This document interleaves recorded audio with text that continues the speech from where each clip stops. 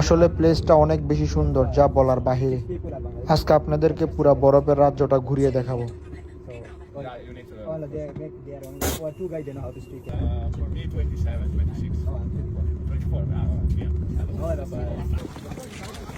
এখানে আসার পর দেখি মানুষ আর মানুষ। আর একটা মজার বিষয় হচ্ছে, এখানে আমরা কয়েকজন ছাড়া এশিয়ার আর কোনো মানুষ না, সবাই হচ্ছে ইউরোপিয়ান।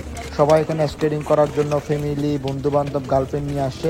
আমরা শুধুমাত্র 4-5 জনে আসলাম ঘোরার জন্য। ইউরোপিয়ান সব মানুষরাই আমাদের দিকে তাকিয়ে আছে। আমরা অনেকক্ষণ ধরে লাইনে দাঁড়িয়ে আছি পাহাড়ে চূড়ায় ওঠার জন্য।